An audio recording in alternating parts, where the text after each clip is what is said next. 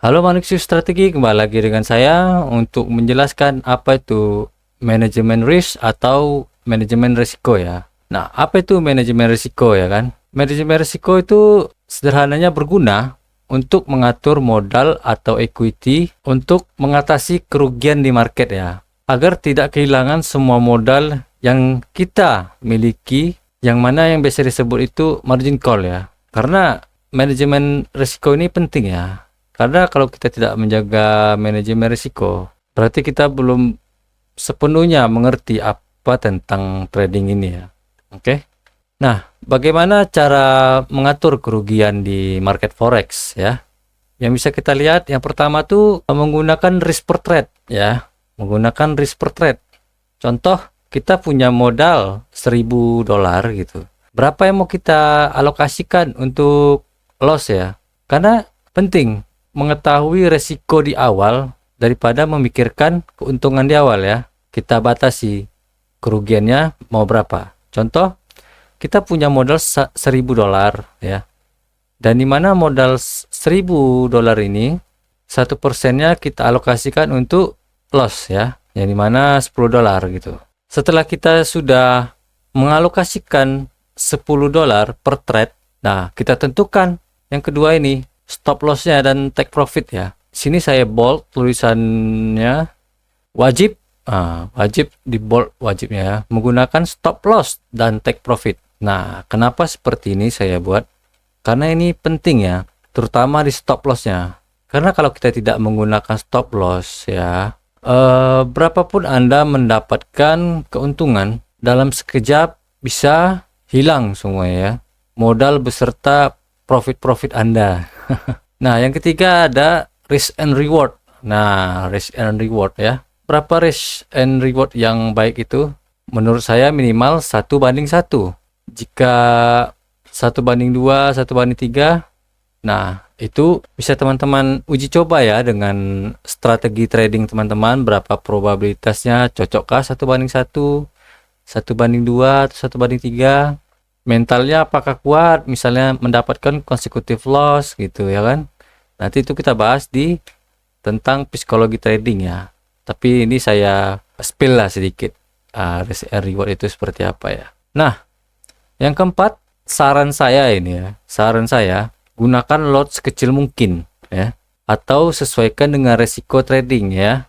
Resiko trading kita tadi berapa gitu ya kan, $10 misalnya, karena kita punya modal 1.000, yang dimana itu 1%-nya ya. Nah, sesuaikan resikonya gitu. Untuk menggunakan lot yang sesuai dengan resiko trading kita, nah nanti saya sertakan linknya di deskripsi ya, untuk menentukan berapa resiko tradingnya jika kita mau kehilangan $1. Berapa lot yang harus kita gunakan ya. Nah, seterusnya ada leverage. Nah, gunakan leverage 1:1 atau sampai dengan 1:100 ya. Nah, kenapa saya sarankan menggunakan leverage 1:1 atau sampai 1:100? Karena membuat kita tidak over trade ya, atau membuka terlalu banyak posisi atau menggunakan lot yang terlalu besar gitu. Kenapa leverage harus dibatasi? Karena kalau tidak, kita bisa menggunakan banyak entry atau lot yang besar.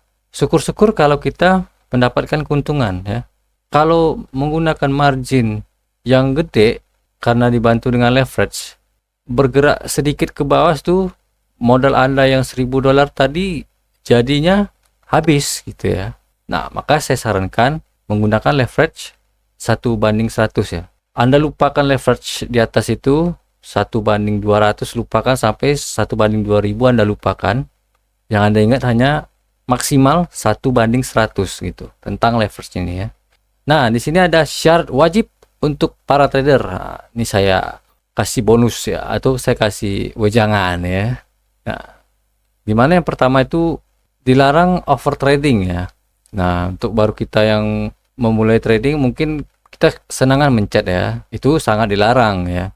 Jangan pernah membuka posisi terlalu banyak dalam satu hari. Contoh misal lagi consecutive loss atau loss beruntun, kita over trading gitu. Karena kita ingin mengejar kerugian yang berturut-turut tadi. Katakanlah sudah 3 kali loss gitu. Nah, Anda makin over trading dan overload gitu loh, teman. Membesarkan lotnya untuk mengembalikan kerugian tadi ya, yang 1%, 1%, 1%. Nah, sekarang Anda resikokan menjadi 3% untuk mengembalikan loss yang 3 kali tadi ya. Nah, itu psikologi trading Anda sudah kena itu ya. Nah, nanti akan saya bahas lebih lanjutnya psikologi trading di video selanjutnya ya.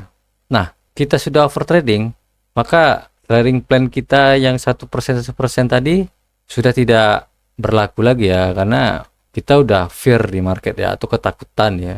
Jadi saran saya, mau consecutive loss, consecutive profit, nah gunakanlah trading plan ya.